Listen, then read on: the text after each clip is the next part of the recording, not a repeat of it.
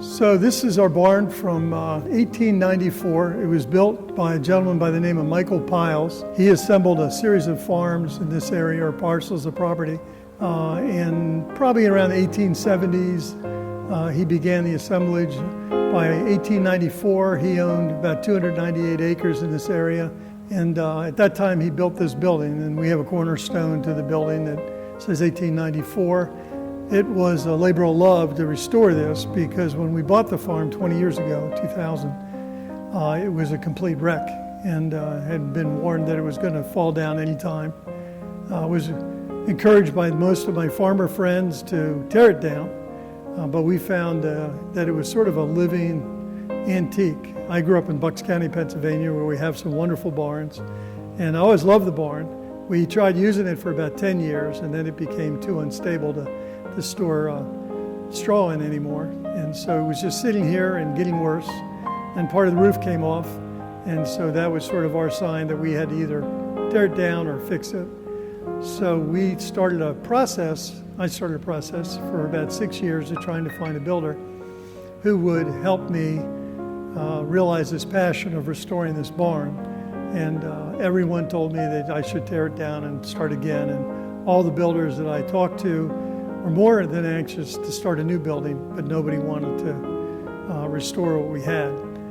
Eventually I got either through the internet or through a family connection out here in Poolsville area, I found Stable Hollows. And they were a wonderful group of guys. They came down, a guy named Leroy Stolfoots came down, and he met with me, and his eyes were glistening.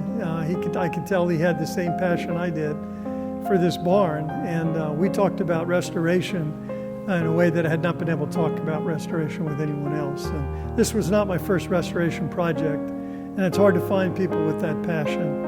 And he had it.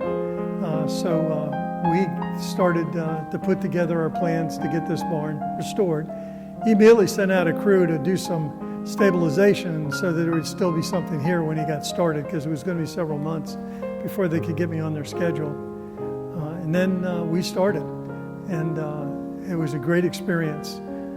We walked through the barn. I gave them two mandates. One is I wanted it to be rebuilt the way it was, that it was a barn. I wanted at the end of the day to still be a barn. I wasn't doing anything fancy, just a barn. And I wanted it to last another 100 years. And he understood that. He put together a great team of guys that came out here, and they drove down every morning during the week for 2 hours, and then got to work. They rolled up their sleeves, and in the first week I could see that I had the right crew and the right people. I met with them every morning and most afternoons, and we went over the day's work and what was to be done next. I can't say that we made it up as we went along, because they had a lot of experience in restoring old structures, old barns. But there were things that had to be decided every day, and I loved that, and we enjoyed it. We worked together. We made some mistakes, but we did a lot of things right, and even the mistakes turned out to be good. So after about 3 months of doing this, we got to the point where the building was completed for phase one. I have a phase two, and they're coming back. I met with them 2 weeks ago to talk about phase two. We've got to add some stairs, and we're going to do something that the original building never had, which is we're going to put a bathroom in. But the building is pretty much built just the way it was. We made some stabilization decisions that were upgrades. We tore off the old roof and put in a decking. I'm looking up at the roof. Put in decking and standing seam roof.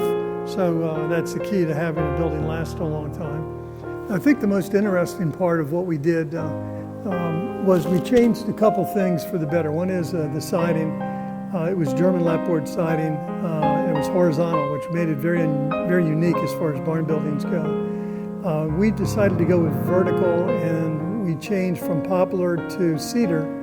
The cedar has weathered beautifully over the last 3 years and makes it look like an old barn again, where when it was first put on, it made it look like a new barn, which was disappointing because people wanted to know that it was the same barn that was here.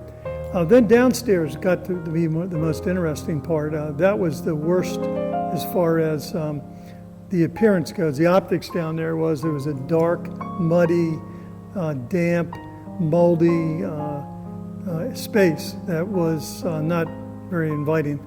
What we did is we lowered the floor by about 10 inches.